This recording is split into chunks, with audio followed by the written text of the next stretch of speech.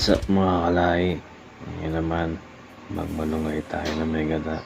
At syempre, ang sahog mo, sili, tapos lagyan mo pa ng chili garlic on top para mas swabe. Haluin mo na ng konti para maghalo. Halo na sila lahat. Ewan ko pa. Kaya napakasarap talaga na ito, no? Ngayon, para sa unang subo natin, no? Ito na. Ah, ang sakit. Pero iba talaga ano yung napamilo kang chili garlic. Tapos mayroon pa yung pagkaan mo. Suwabe talaga. Lalo kang gaganahan. Ewan ko. Pero ito ang malunggay kasi mayaman to sa lahat. Pero madalas nung kainin ng mga walang wala talaga. Kasi pipitasin mo lang. Tapos magpipiga ka na lang ulit. May ulam ka na.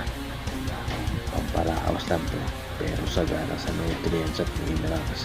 Kaya ito, papak na lang ako. Ayoko na magkanin. Nakakasawa ni. Mas masarap ang ginataang malunggay. Kaya syempre, tutusin natin lahat yan. Bawal magtira eh.